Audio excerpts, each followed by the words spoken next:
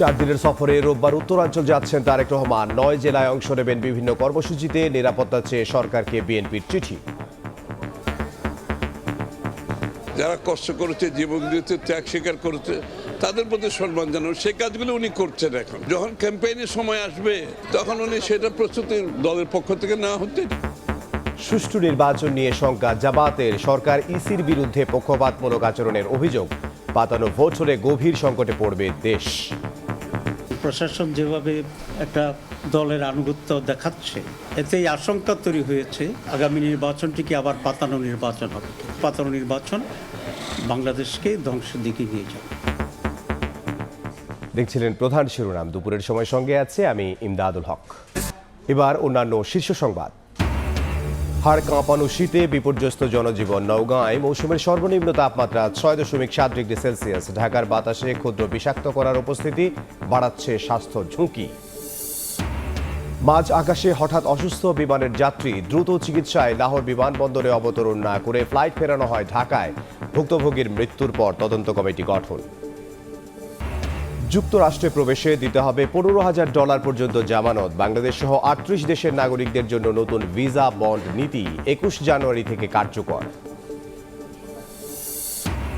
এবং ভারতে বাংলাদেশের বিশ্বকাপ না খেলার বিষয়টি গুরুত্বের সঙ্গে নিয়েছে আইসিসি। নিরাপত্তা ইস্যুতে ম্যাচ স্থানান্তরের বিষয়ে চলছে আলোচনা, জানালো বিসিবি।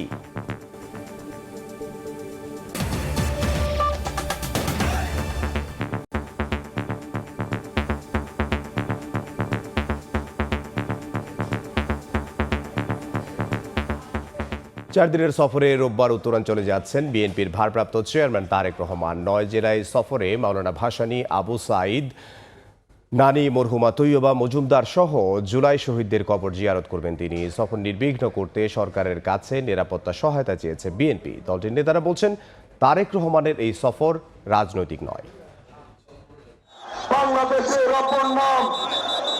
দেশে ফেরার পর প্রথমবার ঢাকার বাইরে সফরে যাচ্ছেন বিএনপির ভারপ্রাপ্ত চেয়ারম্যান তারেক রহমান। রোববার থেকে 4 দিনের জন্য উত্তরাঞ্চলের 9টি জেলা সফরে যাচ্ছেন তিনি। এই সফরকালে মাওলানা আব্দুল হামিদ খান ভাসানী, শহীদ আবু সাঈদ, নানি মরহুমা তৈয়বা মজুমদার সহ জুলাই শহীদদের কবর জিয়ারত করবেন তারেক রহমান। সাক্ষাৎ করবেন জুলাই যোদ্ধা ও শহীদদের পরিবারের সঙ্গেও। বিএনপি চেয়ারপারসনের একান্ত সচিব এবিএম আব্দুস সাত্তার স্বাক্ষরিত চিঠি সংশ্লিষ্ট জেলা প্রশাসক ও রিটার্নিং অফিসারের কাছে পাঠানো হয়েছে। সফর নির্বিঘ্ন করতে সরকারের কাছে প্রয়োজনীয় নিরাপত্তা সহায়তা চেয়েছে বিএনপি। সফরের তালিকায় রয়েছে টাঙ্গাইল, সিরাজগঞ্জ, বগুড়া, রংপুর, দিনাজপুর, ঠাকুরগাঁও, পঞ্চগড়, নীলফামারী ও লালমনিরহাট। বিএনপির স্থায়ী কমিটির সদস্য আমির খসরু মাহমুদ চৌধুরী জানান, তারেক রহমানের সফর কোনো নির্বাচনী কর্মসূচি নয়। গণতান্ত্রিক আন্দোলনে নিহতদের কবর জিয়ারত করবেন তিনি। এর আগে জাতীয় প্রেস ক্লাবে বেগম খালেদা জিয়ার শোক সভায় যোগ দিয়ে আমির খসরু বলেন, আধিপত্যবাদ ও স্বৈরাচারের বিরুদ্ধে আপোষহীন ছিলেন বিএনপি চেয়ারপারসন। যারা গণতন্ত্রে বিশ্বাসী নয় তারাই 1-11-কে সমর্থন করেছে। সেই দলগুলোই এখন বিএনপির বিরুদ্ধে রাজনীতি করছে। যারা কষ্ট করেছে, জীবন দিয়েছে, ত্যাগ স্বীকার করেছে, তাদের প্রতি সম্মান জানানো, সেই কাজগুলো উনি করছেন এখন। আর যখন ক্যাম্পেইনের সময় আসবে বিধিমালা হিসাবে, তখন উনি সেটা প্রস্তুতি দলের পক্ষ থেকে না হতে এটা ডিক্লেয়ার করা হবে। এদিন ডিআরইউ মিলনায়তনে দোয়া অনুষ্ঠানে বিএনপির স্থায়ী কমিটির আরেক সদস্য ডক্টর মঈন খান বলেন, বেগম জিয়া তার সারা জীবন উৎসর্গ করেছেন দেশের মানুষের অধিকার ও গণতন্ত্র প্রতিষ্ঠায়। এ সময় মঈন খান বলেন, 1-11 সরকারের অধীনে 2008-এর নির্বাচন ছিল দেশি বিদেশি চক্রান্ত ও পরিকল্পনার অংশ। সাইফুল রুদ্র, সময় সংবাদ, ঢাকা। সরকার ও ইসির বিরুদ্ধে পক্ষপাতমূলক আচরণের অভিযোগ তুলে জামায়াতে ইসলামী বলছে, সুষ্ঠু নির্বাচন নিয়ে জনমনে শঙ্কা রয়েছে। আমিরের সঙ্গে ইউরোপীয় এক্সটার্নাল অ্যাকশন সার্ভিস কর্মকর্তার বৈঠকের পর ব্রিফিংয়ে দলটি আরও বলছে, পাতানো নির্বাচন হলে গভীর সংকটে পড়বে দেশ। বুধবার সকালে রাজধানীর বসুন্ধরায় জামায়াত আমির ডাক্তার শফিকুর রহমানের ব্যক্তিগত কার্যালয়ে আসেন ইউরোপীয় এক্সটার্নাল অ্যাকশন সার্ভিসের এশিয়া ও প্রশান্ত মহাসাগরীয় বিভাগের পরিচালক পাওলা পাম্পালোনি। সঙ্গে ছিলেন বিভিন্ন দেশের কূটনীতিক। 1.5 ঘণ্টাব্যাপী বৈঠকে উঠে আসে বাংলাদেশের নির্বাচন ইস্যু। আলোচনার মূল কনসেন্ট্রেশন ছিল আগামী নির্বাচন। পরে সকাল 10:30টায় সংবাদ সম্মেলনে কথা বলেন জামায়াত নেতারা। আলোচনার নানা বিষয় তুলে ধরে দলটির নায়েবে আমির সৈয়দ আব্দুল্লাহ মোহাম্মদ তাহের জানান, সুষ্ঠু ও নিরপেক্ষ নির্বাচনের অভাবেই বিগত দিনে রাজনৈতিক সংকট তৈরি হয়েছিল। আগামীতে পাতানো নির্বাচন হলে দেশ গভীর সংকটে পড়বে বলেও মনে করেন তিনি।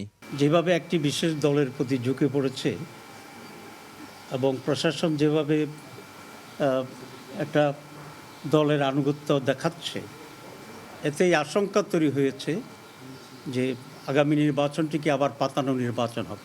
সরকার এবং নির্বাচন কমিশনের বিরুদ্ধে পক্ষপাতমূলক আচরণের অভিযোগ করে তাহের বলেন, সুষ্ঠু নির্বাচন নিয়ে জনমনের শঙ্কা তৈরি হয়েছে। এ শঙ্কা দূর না হলে জনগণ ফুঁসে উঠবে বলেও হুঁশিয়ারি দেন তিনি। পাতানো নির্বাচন বাংলাদেশকে ধ্বংসের দিকে নিয়ে যাবে।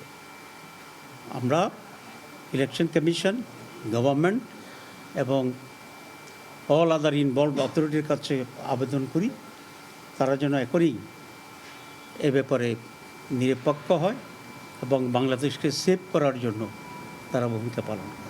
আগামী নির্বাচন নিরপেক্ষ ও অংশগ্রহণমূলক করতে সরকার এবং রাজনৈতিক দলগুলোর করণীয় নিয়েও বৈঠকে আলোচনা হয় বলে জানান জামায়াত নেতারা। একটা সুষ্ঠু নির্বাচনের জন্য সকলের ভিতরে একটা আন্ডারস্ট্যান্ডিং থাকা দরকার। শফিক মুন্সি, সময় সংবাদ, ঢাকা। ত্রয়োদশ জাতীয় সংসদ নির্বাচনে মনোনয়নপত্র গ্রহণ বাতিলে রিটার্নিং কর্মকর্তাদের দেয়া সিদ্ধান্তের বিরুদ্ধে আপিলের তৃতীয় দিন আজ। এই মুহূর্তে রাজধানীর আগারগাঁওয়ে নির্বাচন ভবনে আছেন সহকর্মী তোহা খান তামিম। সরাসরি যাব তার কাছে। তামিম, রিটার্নিং কর্মকর্তার যেই সিদ্ধান্ত, অর্থাৎ প্রার্থীদের যে মনোনয়ন বৈধ অথবা অবৈধ, এই দুই সিদ্ধান্তের বিরুদ্ধেই পক্ষে কিংবা বিপক্ষে, রিটার্নিং কর্মকর্তার সিদ্ধান্তের পক্ষে কিংবা বিপক্ষে যে আপিলের সেই তৃতীয় দিন চলছে। এবং এই তৃতীয় দিনে এসে আমরা লক্ষ্য করছি যে এখানে প্রায় 10টি বুথে এখন পর্যন্ত, অর্থাৎ দুপুর 2টা পর্যন্ত 225 জন এখন পর্যন্ত আপিল করেছেন নির্বাচন কমিশনে। সেই আপিলগুলো আসলে দাপ্তরিক যে কাজকর্ম সেগুলো আসলে তারা নথিভুক্ত করছেন এবং বিভিন্ন বুথে আমরা এখানে লক্ষ্য করছি যে 8টি বিভাগ, অর্থাৎ খুলনা, রাজশাহী, রংপুর, চট্টগ্রাম, সিলেট, ঢাকা, ময়মনসিংহ, বরিশাল, এই যে 8টি বিভাগ, এই 8টি বিভাগ সহ আরও 2টি অঞ্চল করা হয়েছে, কুমিল্লা অঞ্চল এবং ফরিদপুর অঞ্চল। এই মোট 10টি অঞ্চলে ভাগ হয়ে এখানে আসলে যে কার্যক্রম, সে কার্যক্রম পরিচালিত হচ্ছে। দুপুর 2টা পর্যন্ত 225 জন আপিল করেছেন এখন পর্যন্ত। মূলত যে কেউ আসলে আপিল করতে পারেন। যারা অবৈধ ঘোষণা হয়েছেন তারা তো নিজেরা আপিল করছেন, আর যারা বৈধ হয়েছেন সংক্ষুব্ধ হয়ে যে কেউ এখানে আপিল করতে পারেন। সেই ব্যস্ততা বা সেই কার্যক্রমই কিন্তু আমরা এখানে লক্ষ্য করছি। পাশাপাশি একটি কেন্দ্রীয় বুথ করা হয়েছে এখানে। সেই বুথের মাধ্যমে যেই কাজের যে সমন্বয়, সেই সমন্বয় আসলে করা হচ্ছে। এই যে আপিল, এই আপিলের বিষয়টি চলবে 5 তারিখে শুরু হয়েছে, অর্থাৎ আজকে তৃতীয় দিন চলছে এবং এটি চলবে টানা 9 তারিখ পর্যন্ত, আবারও 10 তারিখ থেকে 18 তারিখ পর্যন্ত। যারা এতদিন আপিল করলেন, অর্থাৎ সারা দেশে যারা সংক্ষুব্ধ হয়েছেন, যারা রিটার্নিং কর্মকর্তার যে সিদ্ধান্ত, সেই সিদ্ধান্তের বিরুদ্ধে আপিল করেছেন, সেই আপিলের বিরুদ্ধে যারা আপিল করেছেন, আপিল করবেন 9 তারিখ পর্যন্ত। 10 তারিখের পরে আবার সেটি শুনানি এবং সেটি যে একই সাথে যে নিষ্পত্তি, সেই নিষ্পত্তি শুরু হবে। অর্থাৎ টানা চলবে 10 থেকে 18 জানুয়ারি পর্যন্ত যে নিষ্পত্তি কার্যক্রম, সেই নিষ্পত্তি কার্যক্রম চলবে। তো সব মিলিয়ে বলা যায় নির্বাচন কমিশন ভবনের ঠিক প্রবেশের একেবারে হাতের বামে যে বুথ তৈরি করা হয়েছে, প্রায় 10টি বুথ তৈরি করা হয়েছে। এই বুথে সারা দেশ থেকে সংক্ষুব্ধ, বৈধ অবৈধ যারাই রয়েছেন, যে কে আসলে এখানে এসে আপিল করতে পারছেন। এখন পর্যন্ত প্রায় 225 জনের মতো এখন পর্যন্ত আপিল করেছেন দুপুর 2টা পর্যন্ত। তো এই ছিল নির্বাচন কমিশন থেকে আমার হাতে সবশেষ। নির্বাচন কমিশন ভবন থেকে সহকর্মী তোহা খান তামিম। গণভোটে হ্যাঁ জয় পেলে ফ্যাসিবাদ ফিরে আসার শঙ্কা জানিয়েছেন প্রধান উপদেষ্টার বিশেষ সহকারী মনির হায়দার।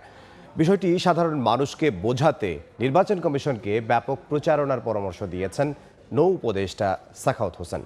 আর ভোটের আগে রাজনৈতিক দলগুলোকে সুস্পষ্ট অঙ্গীকারের আহ্বান জানিয়েছেন সুজন সম্পাদক বদিউল আলম মজুমদার। 12 ফেব্রুয়ারি জাতীয় সংসদ নির্বাচনের দিন অনুষ্ঠিত হবে গণভোট। তবে সাধারণ মানুষের অনেকেই বুঝেন না গণভোট কি, কেন দিতে হবে। মূলত এই নিয়ে জনসচেতনতামূলক গোলটেবিল বৈঠকের আয়োজন করে সুশাসনের জন্য নাগরিক সুজন। আলোচনায় উপস্থিত ছিলেন বিভিন্ন শ্রেণী পেশার মানুষ। তাদের বক্তব্যে উঠে আসে গণভোট নিয়ে সাধারণ মানুষের বিভ্রান্তির কথা।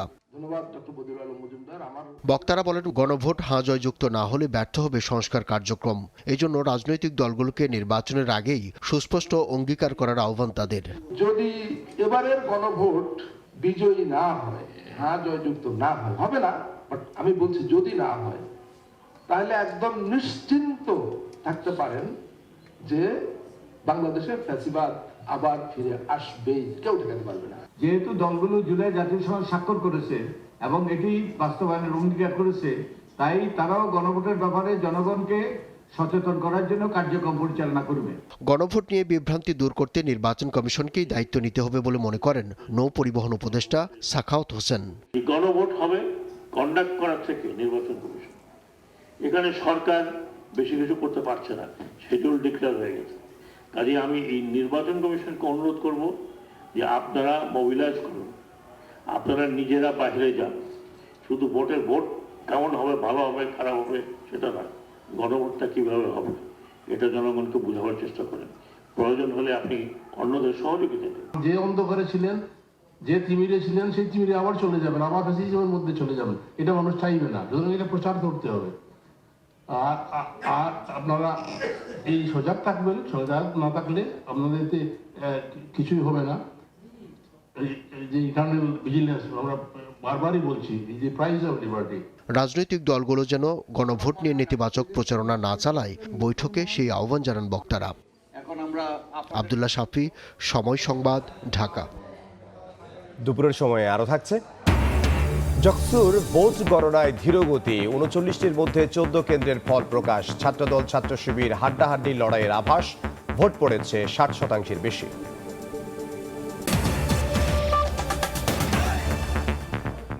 রাজধানীতে কমেনি শীতের দাপট। ভোর ও রাতের দিকে ঘন কুয়াশা থাকলেও সকাল গড়াতেই যদিও দেখা মিলছে সূর্যের। আবহাওয়া অধিদপ্তর জানাচ্ছে আগামী সপ্তাহে বাড়বে কুয়াশা। এদিকে তীব্র শীতে ঠান্ডাজনিত রোগে শিশুরা আক্রান্ত হচ্ছে বেশি। চিকিৎসকরা বলছেন জ্বর, সর্দি, নিউমোনিয়ায় আক্রান্তের হার অন্য সময়ের চেয়ে ২৫ থেকে ২০% বেশি। আতঙ্কিত না হয়ে বাড়তি যত্ন নেওয়ার পরামর্শ তাদের। হাড় কাঁপানো শীতে বিপর্যস্ত জনজীবন, ঘন কুয়াশায় কাছের জিনিসও ঝাপসা। বুধবার নওগাঁয় তাপমাত্রা নামে ৬.৭ ডিগ্রি সেলসিয়াসে, যা চলতি মৌসুমে এ পর্যন্ত সর্বনিম্ন।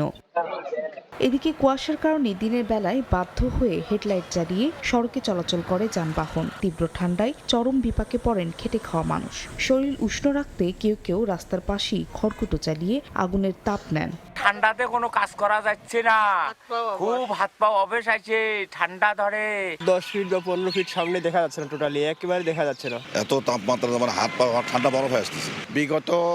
গত বছরের চেয়ে এই বছর অনেক ঠান্ডা। শীতে আমাদের অবস্থা খুবই খারাপ, গরিব মানুষ কাপড় চোপড় নাই, ঠান্ডা গাড়িও চালাইতে পারি না। বাতাসের আবহাওয়া, কুয়াশা, এই কারণে নদীর পাড়ে আমরা যারা থাকি এদের একটু সমস্যা বেশি। আরও কয়েকদিন দেশের বিভিন্ন জেলায় মৃদু থেকে মাঝারি শৈত্যপ্রবাহ থাকার পূর্বাভাস দিয়েছে আবহাওয়া অফিস। আগামী কয়েকদিন ধরে মৃদু থেকে মাঝারি ধরনের শৈত্যপ্রবাহ বয়ে যেতে পারে, তবে এই সময়ে দিন ও রাতের তাপমাত্রা সামান্য বৃদ্ধি পেতে পারে। এদিকে শীতের সঙ্গে পাল্লা দিয়ে বেড়েছে ঠান্ডাজনিত রোগ। নিউমোনিয়া, ডায়রিয়া ও শ্বাসকষ্টে সবচেয়ে বেশি আক্রান্ত হচ্ছে বয়স্ক ও শিশুরা। হাসপাতালগুলোতে রোগীর চাপে হিমশিম অবস্থা চিকিৎসক, নার্সদের। ফাহরিয়া ফারজানা, সময় সংবাদ। এদিকে কনকনে শীতে মৌসুমের সর্বনিম্ন তাপমাত্রা নওগাঁর বদলগাছিতে ৬.৭ ডিগ্রি সেলসিয়াস রেকর্ড করা হয়েছে। হিম বাতাসে জনজীবনে নেমেছে স্থবিরতা, কাজে যেতে কষ্ট হচ্ছে শ্রমজীবীদের। আরও কয়েকদিন মৃদু থেকে মাঝারি শৈত্য প্রবাহ থাকার পূর্বাভাস দিয়েছে আবহাওয়া অফিস। রাজধানীতে প্রায় অপরিবর্তিতই দিন ও রাতের তাপমাত্রা। জেঁকে বসেছে শীত। ঘন কুয়াশা থাকলেও সকালেই দেখা মিলেছে সূর্যের। শীতের এই তীব্রতায় রাজধানীর ছিন্নমূল ও খেটে খাওয়া মানুষের জীবন হয়ে উঠেছে আরো কঠিন। পর্যাপ্ত শীতবস্ত্রের অভাবে বেড়েছে দুর্ভোগ। যারা ছিন্নমূল মানুষ তাদের দেখছি তারা অনেক বেশি সাফার করছে অন্যান্য বছরের তুলনায়। টাকা পয়সা নাই, এই জন্য কম কাপড়ে চলাফেরা করতে হয়, এরকম কষ্ট হইতেছে। কর্মব্যস্ত শহরে শীতের আমেজ উপভোগের সুযোগ কম থাকলেও কুয়াশা ভেদ করে ওঠা হালকা রোদ উপভোগ করেন অনেকেই। এরকম শীত তো কখনো আসে নাই, আবার দেখিও না এরকম শীত। আমি তো শীত উপভোগ করি, আমার কাছে ভালো লাগে। আবহাওয়া অধিদপ্তর বলছে রাজধানীতে আগামী 2 থেকে 3 দিন সূর্যের দেখা মেলার সম্ভাবনা থাকলেও আসন্ন সপ্তাহে বাড়তে পারে কুয়াশা। 4টা বিভাগের উপর দিয়ে এবং এছাড়াও 9টি জেলার উপর দিয়ে শৈত্যপ্রবাহ চলমান রয়েছে। ঢাকায় আসলে এখন পর্যন্ত আমরা এই মৌসুমে কোনো শৈত্যপ্রবাহ পাইনি, তবে আগামীতে যে শৈত্যপ্রবাহ হবে না এটা অবশ্যই বলা যায় না। এদিকে শীতের সঙ্গে পাল্লা দিয়ে বাড়ছে ঠান্ডাজনিত রোগবালাই। হাসপাতাল ও ক্লিনিকে বেড়েছে সর্দি, কাশি, ডায়রিয়া, নিউমোনিয়া সহ শ্বাসকষ্টে আক্রান্ত শিশুদের সংখ্যা। হালকা ঠান্ডা কাশি ছিল, আমরা বুঝতে পারি নাই, হঠাৎ করে শ্বাসকষ্ট বাইরে গেছে। আজকে 1 সপ্তাহ ধরে হসপিটাল ভর্তি। 5 বার নিউমোনিয়া হয়েছে, এবার নিউমোনিয়া বারবার হইতে হইতে এবার ফুসফুস আর ইনফেকশন হয়ে গেছে, এই জন্য আমরা এই জায়গায় ভর্তি। চিকিৎসকরা বলছেন, বছরের অন্যান্য সময়ের চেয়ে শীতে ঠান্ডাজনিত রোগবালাই বেড়ে যায় 20 থেকে 25%। তাই শীতে শিশুদের উষ্ণ রাখতে বাড়তি সতর্কতার পরামর্শ তাদের। বাবা মা খেয়াল করবে, প্রস্রাবে শ্বাস নিচ্ছে, শ্বাসকষ্ট হচ্ছে, একেবারে খাওয়া বন্ধ হয়ে গেছে, এরকম যদি হয় তাহলে অবশ্যই চিকিৎসকের কাছে যাবে। তখন চিকিৎসক পরামর্শ অনুযায়ী চিকিৎসা করবে, কিন্তু ওই দোকানে যে ঠান্ডা কাশির জন্য অ্যান্টিবায়োটিক যেন না দেয়। শুধু শিশুরাই নয়, ষাটোর্ধ্বদের ঠান্ডাজনিত রোগে আক্রান্ত হওয়ার আশঙ্কা বেশি থাকে বলে জানান চিকিৎসকরা। তাসনিয়া নিশাত, মিম, সময় সংবাদ, ঢাকা। প্রতি বছর শীতে রাজধানীর বায়ু দূষণ বাড়লেও এবারের পরিমাণ অনেকটাই বেশি। দূষিত শহরের তালিকায় উপরের দিকেই থাকছে ঢাকার অবস্থান। বাতাসে ছোট বিষাক্ত কণা মারাত্মক স্বাস্থ্য ঝুঁকিতে ফেলছে সব বয়সী মানুষকে। এমন অবস্থার জন্য ইটভাটা, যানবাহনের কালো ধোঁয়া সহ হরিয়ানা, মধ্যপ্রদেশ সহ ভারতের বিভিন্ন অঞ্চলের দূষিত বাতাস বাংলাদেশে প্রবেশ করাকে দায়ী করছে পরিবেশ অধিদপ্তর। সমাধানে সমন্বিত নীতিমালা প্রণয়নের কথা বলছেন বিশেষজ্ঞরা। আদিত্য ধর ও জাকারিয়া জয়ের ক্যামেরায় উম্মে হানির রিপোর্ট। 8 মাসের ছোট শিশু আয়মান মায়ের কোলে হুটোপুটি করার কথা থাকলেও জন্মের পর থেকেই হাসপাতালের বিছানায় লড়াই করছে স্বাভাবিকভাবে শ্বাস প্রশ্বাসের জন্য। শুধু আয়মান নয়, ঢাকায় জন্ম নেয়া প্রতিটি শিশুই প্রথম শ্বাস নিচ্ছে বিষাক্ত বায়ুর মধ্যে। জন্মের পর থেকে শ্বাসকষ্ট, কাশি, নিউমোনিয়া। শীতে এই শহরের বাতাসে যতটা না কুয়াশা, তার থেকেও বেশি থাকে ধুলোর আস্তরণ। প্রতিবার শ্বাস নেওয়ার সঙ্গে যেন ঢুকছে বিষ। ধুলাবালিতে অনেক কাপকস হয়ে যায়, গলাগুলো আটকে যায়। এদিকে বছরের অন্যান্য সময়ের চেয়ে এবার শীতকালে কুয়াশায় বেশি পাওয়া যাচ্ছে PM 2.5 বা ছোট বিষাক্ত কণা, যা মানুষের ফুসফুসে ঢুকে বাড়ায় মারাত্মক স্বাস্থ্য ঝুঁকি। রোগী আমরা পাচ্ছি যাদের কখনো আগে শ্বাসকষ্ট ছিল না, কিন্তু নতুন করে এদের শ্বাসকষ্ট হচ্ছে এবং এটা সহজে ভালো হচ্ছে না। বায়ুমণ্ডল দূষণ অধ্যয়ন কেন্দ্র বলছে 2025 সালের ডিসেম্বর মাসে ঢাকার গড় AQI ছিল 200, যা বিগত 11 বছরের ডিসেম্বরের গড় 205-এর তুলনায় কম হলেও যথেষ্ট ঝুঁকিপূর্ণ। বিগত 9 বছরে আমরা মাত্র 50 দিন নির্মল বায়ু পেয়েছি। এই ধুলোবালি শুধু মানুষের স্বাস্থ্য ঝুঁকি বাড়াচ্ছে না, ক্ষতিগ্রস্ত করছে শহরের প্রাণ প্রকৃতি এবং স্বাভাবিক সৌন্দর্যকেও। তবে বাস্তবতা হলো, এসব জানা সত্ত্বেও সংশ্লিষ্ট কর্তৃপক্ষের নেই কার্যকরী উদ্যোগ। এদিকে দূষণের তালিকায় বারবার ঢাকা শীর্ষে চলে আসার পেছনে অপরিকল্পিত নগরায়ন, অতিরিক্ত যানবাহন, ইটভাটার মতো সুনির্দিষ্ট কিছু কারণকেই দায়ী করছেন বিশেষজ্ঞরা। দূষণের অবস্থাটা পরিমাপ করার জন্য বৈজ্ঞানিক অ্যানালাইসিস এখন আর প্রয়োজন নাই, খালি চোখেই দেখা যায়। এ বিষয়ে পরিবেশ অধিদপ্তরকে প্রশ্ন করা হলে হরিয়ানা, মধ্যপ্রদেশ সহ ভারতের বিভিন্ন জায়গা থেকে দূষিত বাতাস বাংলাদেশে প্রবেশ করাকে দায়ী করছেন তারা। দিল্লি, হরিয়ানা, পাঞ্জাব, পশ্চিম বাংলা, বিহার, এই পুরো বাতাসটা এই সময় ঢুকে এবং খুব ডিগ্রেডেড বাতাস। সমস্যা সমাধানে বিশেষজ্ঞরা বলছেন, এখনই প্রয়োজন সমন্বিত নীতিমালা, কঠোর পরিবেশ নিয়ন্ত্রণ ও জনসচেতনতা। উম্মে হানি, সময় সংবাদ, ঢাকা। উড়ন্ত বিমানে হঠাৎ অসুস্থ হয়ে পড়েন এক যাত্রী, কিন্তু দ্রুত চিকিৎসার প্রয়োজনে নিকটস্থ লাহোর বিমানবন্দরে জরুরি অবতরণ করেনি পাইলট।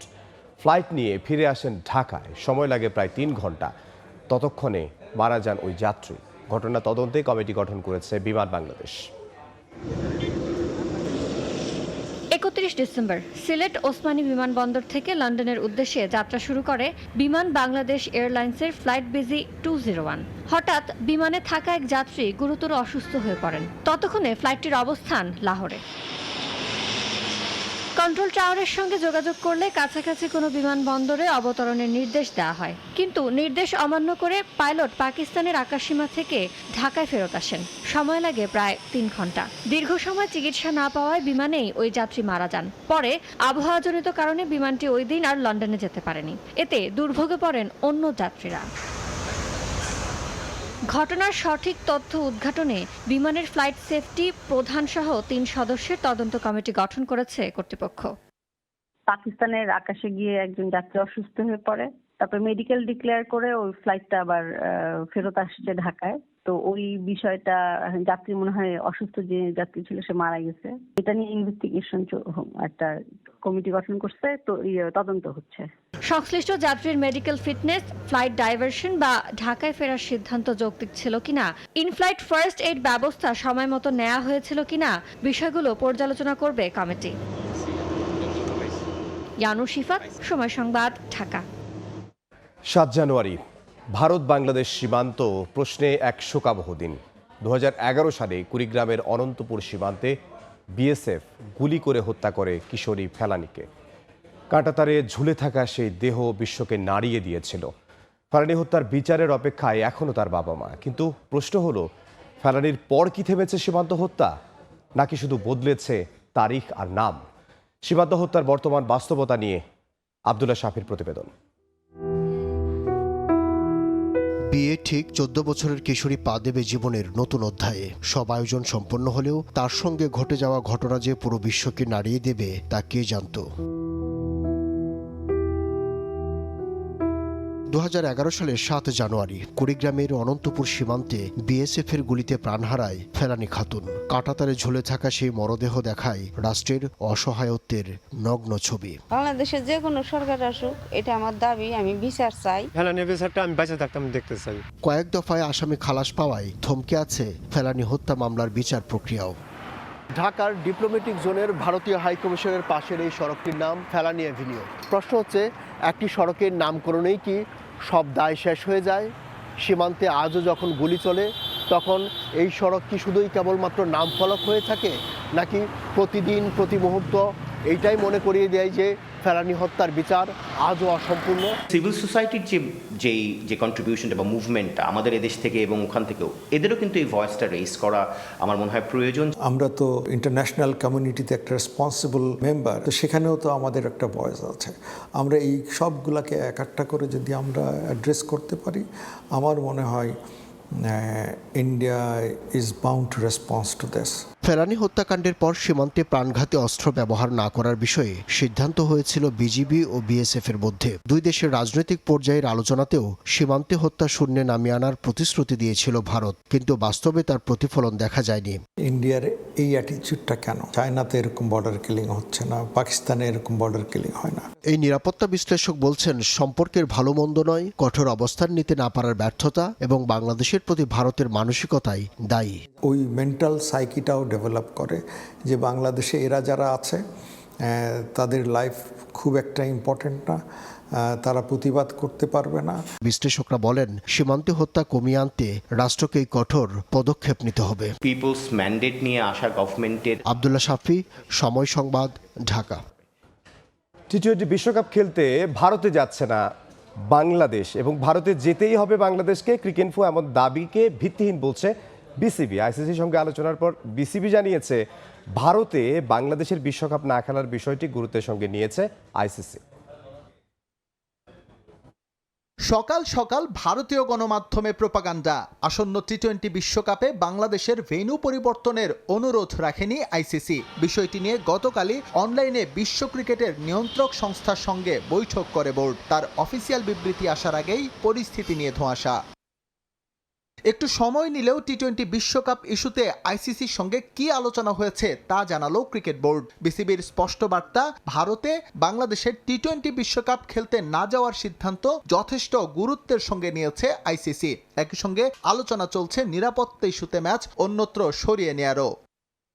6 জানুয়ারি মধ্যরাতে ভারতীয় সংবাদ মাধ্যম ক্রিকইনফো জানায়, বাংলাদেশের অনুরোধ রাখেনি আইসিসি। এই খবরে মর্মাহত হয়ে পড়ে দেশের ক্রিকেট ভক্তরা। তবে বিসিবি আশ্বস্ত করেছে, এখনও এমন কোনো অবস্থান ব্যক্ত করেনি আইসিসি।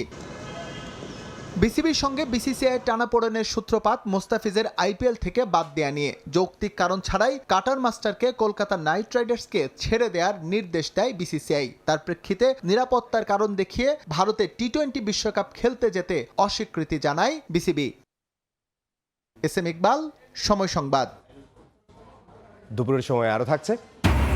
গ্রিনল্যান্ড ইস্যুতে ইউরোপের সঙ্গে যুক্তরাষ্ট্রের টানা পড়েন, প্রয়োজনে সামরিক অভিযানের হুঁশিয়ারি ট্রাম্পের। ডেনমার্কের পাশে ফ্রান্স, ইতালি ও ব্রিটেন।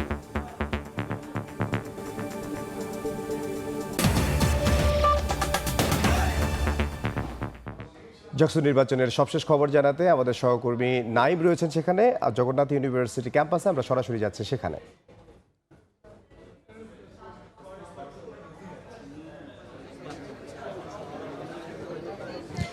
প্রতিষ্ঠার পর প্রথম কেন্দ্রীয় ছাত্র সংসদ নির্বাচন জগন্নাথ বিশ্ববিদ্যালয়ে, এজন্যই যেন দীর্ঘ প্রতীক্ষার পরের যেই অপেক্ষাটা ছিল ছাত্রদের, সেই ছাত্রদের বা শিক্ষার্থীদের অপেক্ষার প্রহর যেন আরও বেশি লম্বা হচ্ছে। কারণ গতকাল যেই ভোট গ্রহণ সম্পন্ন হয়েছে বিকেল ৩টায়, এর মধ্যে একদিন অতিবাহিত হলেও কিন্তু এখনও পর্যন্ত সেই ভোট গ্রহণের ফলাফল ঘোষণা করা হয়নি। আমরা যতটুকু দেখেছি যে জগন্নাথ বিশ্ববিদ্যালয়ে গতকালকে মোট ৩৯টি কেন্দ্রে কেন্দ্রীয় ছাত্র সংসদ নির্বাচনের ভোট গ্রহণ সম্পন্ন হয়েছিল। এরপরে এখনও পর্যন্ত আজ বেলা ২টা পর্যন্ত ১৪টি কেন্দ্রের ফলাফল ঘোষণা করা হয়েছে। যে ১৪টি কেন্দ্রের ফলাফল অনুযায়ী এখনও পর্যন্ত ভিপি পদে এগিয়ে আছে ছাত্রদল মনোনীত প্রার্থী AKM রাকিব। তিনি মূলত তার যেই প্রতিদ্বন্দ্বী প্রার্থী শিবির মনোনীত রিয়াজুল ইসলাম, তার থেকে প্রায় ২৫০রও বেশি ভোটের ব্যবধানে এগিয়ে আছেন। তবে ভিপি পদে ছাত্রদল মনোনীত প্রার্থী এগিয়ে থাকলেও কিন্তু জিএস ও এজিএস পদে আমরা দেখেছি যে শিবির মনোনীত যে প্যানেল, সেই শিবির মনোনীত প্যানেলের প্রার্থীরাই কিন্তু এগিয়ে রয়েছেন। তবে এখনও পর্যন্ত ২৪ ঘন্টা অতিবাহিত হতে চলল, কেন এই জগন্নাথ বিশ্ববিদ্যালয়ের ভোট গণনা কার্যক্রম এখনও সম্পন্ন হয়নি? এর অন্যতম কারণ হচ্ছে যে এই মূলত এখানে যে ওএমআর মেশিন রাখা হয়েছিল, যে ওএমআর মেশিনের মাধ্যমে এই ভোট গণনা কার্যক্রম সম্পন্ন হচ্ছিল, সেই ওএমআর মেশিনের গাফলতি দেখা দেয় গতকাল বিকেলের পর থেকে। যে কারণেই হচ্ছে মূলত সেই ওএমআর মেশিনের যে যান্ত্রিক ত্রুটি, সেই ত্রুটি সংশোধন করে রাত ১টার পর থেকে এই ভোট গণনা কার্যক্রম শুরু হয়। রাত ১টার পরে যে ভোট গণনা কার্যক্রম শুরু হয়েছে, এরপরে প্রায় ১২ ঘন্টায় এখনও পর্যন্ত মোট ১৪টি কেন্দ্রের যেই ফলাফল, সেই ফলাফল ঘোষণা করা হয়েছে। এখনও পর্যন্ত প্রায় ২৫টি কেন্দ্রের ফলাফল ঘোষণা বাকি রয়েছে। তবে যেই ১৪টি কেন্দ্রের ফলাফল ঘোষণা করা হয়েছে, এই ১৪টি কেন্দ্রে কিন্তু যে মূল যেই ৩টি পদ বা শীর্ষ যেই ৩ পদ ভিপি, জিএস ও এজিএস, সেখানে আমরা দেখেছি যে ছাত্রদল ও শিবির প্রার্থীদের মধ্যে হাড্ডাহাড্ডি লড়াই চলেছে। ভিপি প্রার্থী হিসেবে যিনি আছেন ছাত্রদল মনোনীত, তিনি এগিয়ে আছেন।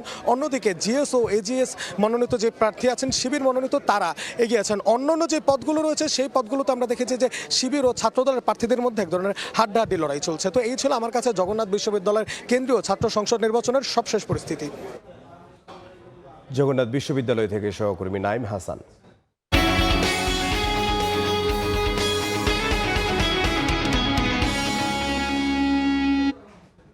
ইউরোপ আমেরিকার অস্থিতিশীল পরিস্থিতিতে কেনাকাটা কমিয়ে দিয়েছেন সেখানকার নাগরিকরা। এমন নানামুখী জটিলতায় কঠিন চ্যালেঞ্জের মুখে বাংলাদেশের পোশাক শিল্প।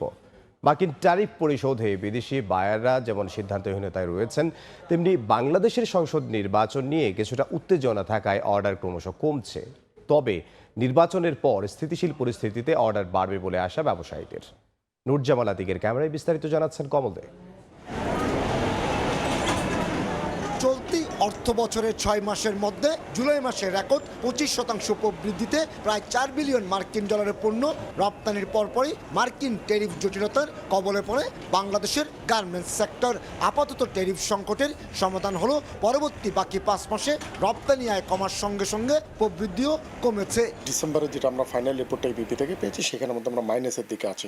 সেটা শুরু হয়েছিল কিন্তু ট্রাম্পের ট্যারিফের ইম্পোজ করার পর থেকে, তখন থেকেই কিন্তু আমাদের অর্ডারটা কমতেছে। বাংলাদেশের রাজনৈতিক পরিস্থিতির কারণে বায়ার প্রতিষ্ঠানগুলো অর্ডার দেওয়ার ক্ষেত্রে ধীরে চলনীতিতে চলছে বলে দাবি বিজিএমই এর। দেশের স্টেবিলিটির একটা ব্যাপার স্যাপার থাকে, সামনে ইলেকশন আছে, বায়াররা চিন্তা করতেছে যদি অর্ডার দেয়, অর্ডারটা যদি ঠিকমতো না উঠে তাইলে ওদের তো একটা বিশাল লস আছে। ওইটা চিন্তা করে হয়তো এরা আমাদের দেশে এই মুহূর্তে অর্ডার কম দিয়ে অন্য দেশে অর্ডারটা বাড়াইছে। অবশ্য বাংলাদেশের তৈরি পোশাক অর্ডার কমার ক্ষেত্রে আরও বেশ কয়েকটি কারণ চিহ্নিত করেছেন ব্যবসায়ী সংগঠনগুলো।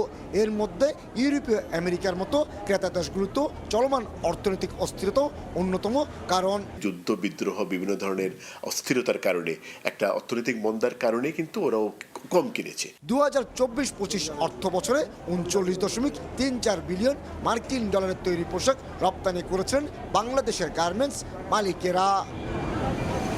নানা সংকটের মাঝেও এগিয়ে চলেছে দেশের তৈরি পোশাক খাত।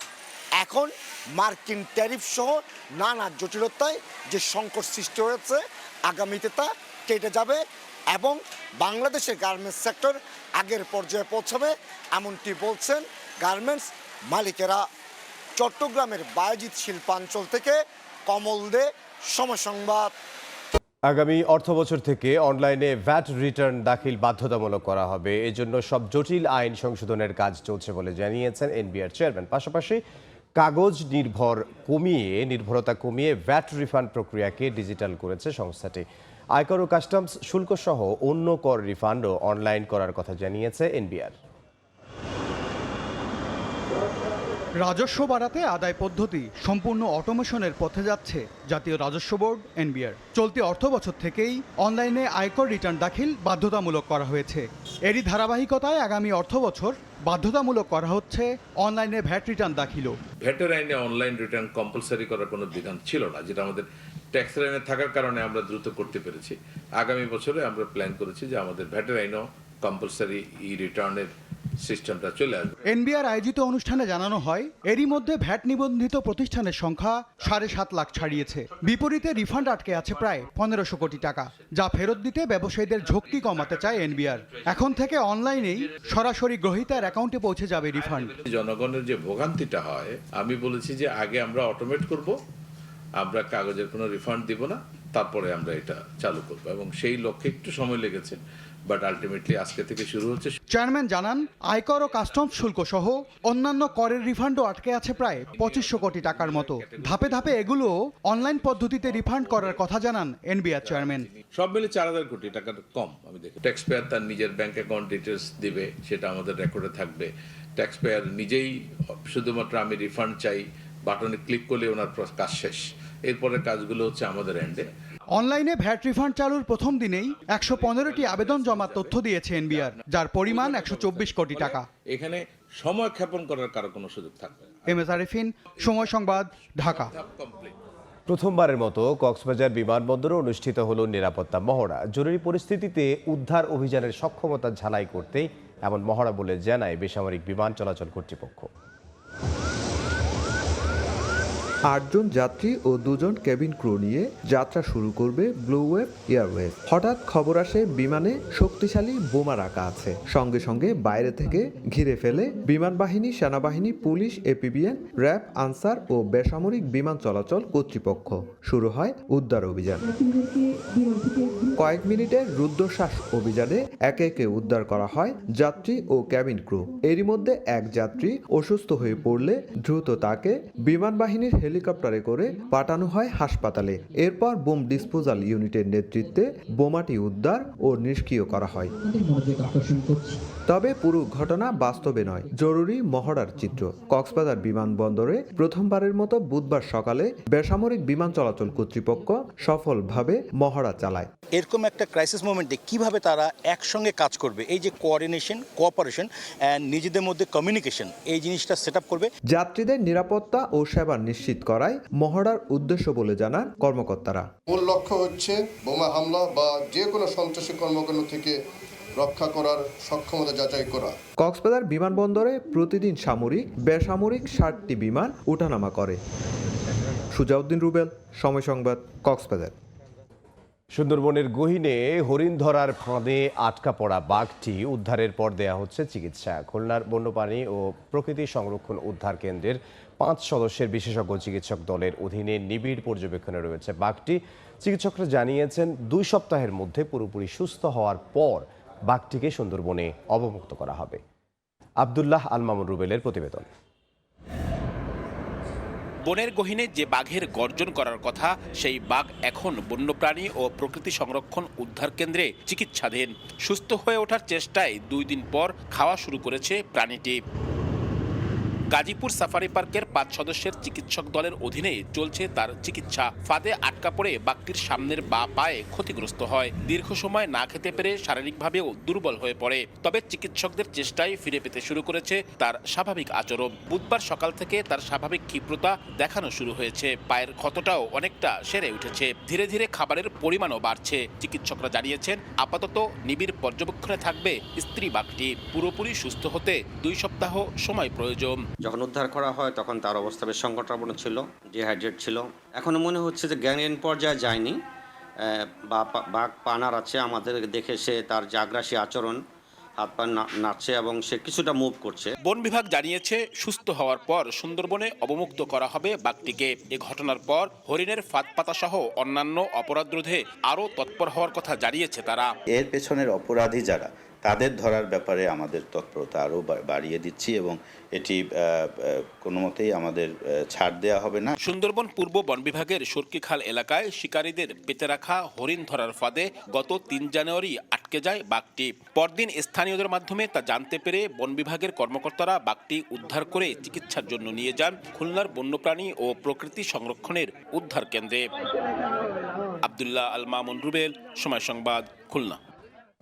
প্রশাসনের আশ্বাসে ৪৮ ঘন্টা পর সুন্দরবনে পর্যটকবাহী নৌযান মালিকদের ডাকা ধর্মঘট প্রত্যাহার করা হয়েছে। নোটিশ ছাড়া অভিযান ও কোনো ধরনের হয়রানি করা হবে না। প্রশাসনের এমন আশ্বাসে মঙ্গলবার রাতে ধর্মঘট প্রত্যাহার করেন তারা। এর আগে রোববার নোটিশ ছাড়া মোংলার ফেরিঘাট এলাকায় অন্তত ৩০টি জালি বোটের ওপরের অংশের ছাদ ছাউনি সহ বিভিন্ন অবকাঠামো ভেঙে ফেলে ডিজি শিপিংয়ের কর্মকর্তারা। এর প্রতিবাদে সোমবার ভোর থেকে ধর্মঘটের ডাক দেন নৌযান মালিকরা।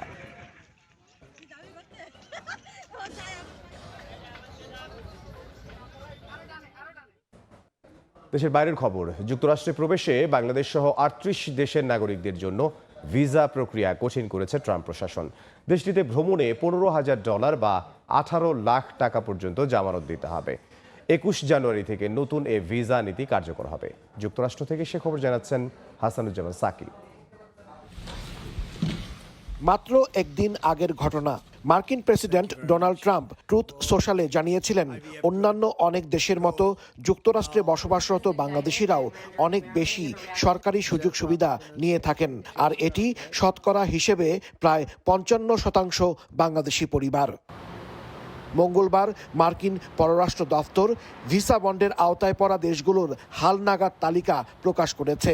এতে সদ্য মার্কিন বিশেষ বাহিনীর অভিযান চালানো ভেনেজুয়েলা সহ দক্ষিণ এশিয়ার দেশ নেপাল ও বাংলাদেশের নাম যুক্ত করা হয়েছে। নতুন নিয়ম অনুযায়ী এখন থেকে ৩৮ দেশের নাগরিকদের যুক্তরাষ্ট্রের ভিসা পাওয়ার জন্য $৫,০০০ থেকে $১৫,০০০ পর্যন্ত ভিসা বন্ড বা জামানত জমা দিতে হবে।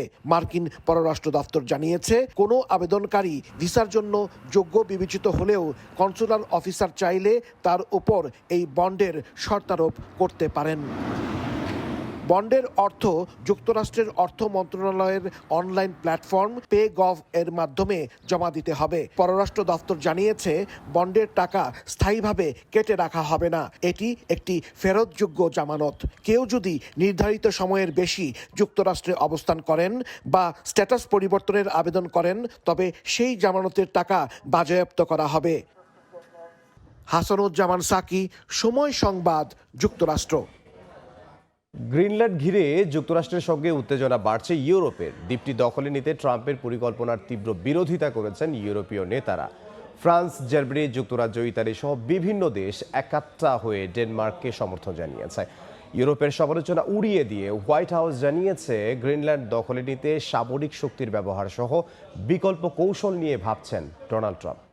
যুক্তরাষ্ট্রের জাতীয় নিরাপত্তার জন্য দ্বীপটির অধিগ্রহণ গুরুত্বপূর্ণ বলে দাবি করেছেন মার্কিন প্রেসিডেন্ট।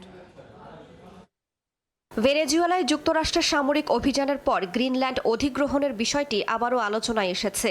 দ্বীপটি দখলে যুক্তরাষ্ট্রের বল প্রয়োগের সম্ভাবনা আছে কিনা এমন প্রশ্ন ঘুরপাক খাচ্ছে। এর মধ্যেই গ্রিনল্যান্ড নিয়ন্ত্রণে নিতে সামরিক শক্তির ব্যবহার সহ বিকল্প কৌশল নিয়ে মার্কিন প্রেসিডেন্ট ডোনাল্ড ট্রাম্প ভাবছেন বলে জানিয়েছে হোয়াইট হাউস। গ্রিনল্যান্ড ন্যাটো জোটভুক্ত দেশ ডেনমার্কের একটি আধা স্বায়ত্তশাসিত অঞ্চল। বিবিসিকে হোয়াইট হাউস জানায়, দ্বীপটি অধিগ্রহণ করা যুক্তরাষ্ট্রের জাতীয় নিরাপত্তার জন্য গুরুত্বপূর্ণ। ইউরোপীয় নেতারা ডেনমার্কের পক্ষে সমর্থন জানিয়ে যৌথ বিবৃতি দেওয়ার পর এ তথ্য জানালো হোয়াইট হাউস।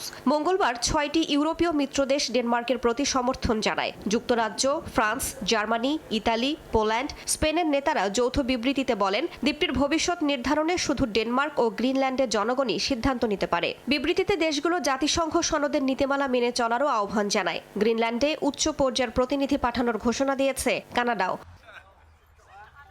এরপরই হোয়াইট হাউস জানায়, প্রেসিডেন্ট ও তার দল পররাষ্ট্রনীতি বিষয়ক এই গুরুত্বপূর্ণ লক্ষ্য অর্জনে বিভিন্ন বিকল্প উপায় নিয়ে আলোচনা করছেন। যুক্তরাষ্ট্রের সামরিক বাহিনী ব্যবহার করার বিষয়টি সবসময় কমান্ডার ইন চিফের হাতে থাকা একটি বিকল্প বলেও জানানো হয়। আটলান্টিক মহাসাগরের মাঝে অবস্থিত বিশাল ভূখণ্ড নিয়ে অবস্থিত দ্বীপটিতে বিপুল পরিমাণ প্রাকৃতিক ও বিরল খনিজ সম্পদ রয়েছে, যা মোবাইল ফোন ও ইলেকট্রিক পণ্য তৈরি সহ বিভিন্ন কাজে ব্যবহৃত হয়। সম্প্রতি রাশিয়া ও চীনের জাহাজের উপস্থিতিও বেড়েছে সেখানে। দ্বিতীয় মেয়াদে মার্কিন প্রেসিডেন্টের ক্ষমতা নিয়েই গ্রিনল্যান্ড অধিগ্রহণের কথা বলেন ট্রাম্প। রাইসা জান্নাত, সময় সংবাদ। ভেনেজুয়েলা 3 থেকে 4 কোটি ব্যারেল তেল যুক্তরাষ্ট্রকে দিয়ে দেবে বলে জানিয়েছেন মার্কিন প্রেসিডেন্ট ডোনাল্ড ট্রাম্প। রিপাবলিকান সদস্যদের উদ্দেশ্যে দেয়া বক্তব্যে মার্কিন সামরিক বাহিনীর ভূয়সী প্রশংসা করে মার্কিন প্রেসিডেন্ট। তিনি জানান, মার্কিন সেনাদের কাছে পর্যাপ্ত সুরক্ষা কাঠামো না থাকার পরও তারা নিজেদের রক্ষা করেছেন। অন্যদিকে কিউবান সেনারা মার্কিন অভিযানের আগাম বার্তা পাওয়ার পরও নিজেদের রক্ষা করতে ব্যর্থ হয়েছেন। অভিযানের কৌশল ও সামরিক সক্ষমতাকে দুর্দান্ত আখ্যা দেন ট্রাম্প। এদিকে শিগগিরই দেশে ফিরে নির্বাচনে জয়ী হয়ে ক্ষমতা সামলানোর কথা জানিয়েছেন বিরোধী নেত্রী মারিয়া Corina Machado.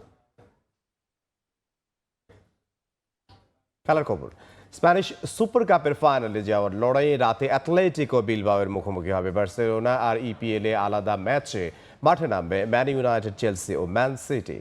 জেদ্দার King Abdullah Sports কমপ্লেক্সে বার্সার ম্যাচ শুরু হবে রাত 1টায়। চলতি মৌসুমের মাঝপথে খারাপ সময় পার করলেও রিয়ালের বাজে পারফরমেন্সে লা লিগার শীর্ষে উঠে আসে বার্সেলোনা। কাতালান ক্লাবটি এবার মুখিয়ে আছে বছরের প্রথম শিরোপা ঘরে তোলার। লা লিগায় টানা 8 ম্যাচ জয়ে আত্মবিশ্বাসের তুঙ্গে আছেন ক্লাবটির ফুটবলাররা। দুর্দান্ত ছন্দে আছেন ব্রাজিলিয়ান ফরওয়ার্ড রাফিনিয়া। বাকি মৌসুমের জ্বালানির রসদ সুপার কাপ থেকে নিতে চান বার্সা কোচ হ্যান্সে ফ্লিক। যদিও কাজটা সহজ হবে না তাদের জন্য। তাদের কঠিন চ্যালেঞ্জ জানাতে প্রস্তুত অ্যাথলেটিকো বিলবাও।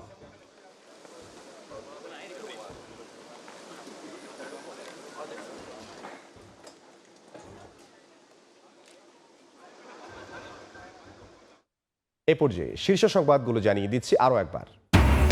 4 দিনের সফরে রোববার উত্তরাঞ্চল যাচ্ছেন তারেক রহমান। 9 জেলায় অংশ নেবেন বিভিন্ন কর্মসূচিতে। নিরাপত্তা চেয়ে সরকারকে বিএনপির চিঠি। সুষ্ঠু নির্বাচন নিয়ে শঙ্কা জামায়াতের। সরকার ইসির বিরুদ্ধে পক্ষপাতমূলক আচরণের অভিযোগ। পাতানো ভোট হলে গভীর সংকটে পড়বে দেশ।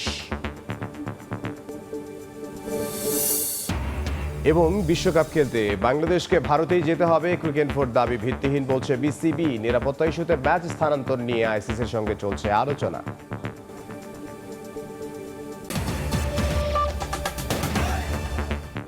এ ছিল দুপুরের সময়। এরপর বিকেল 3টার সময় সংবাদ নিয়ে আসছি কিছুক্ষণ পর। সঙ্গে থাকুন সময়।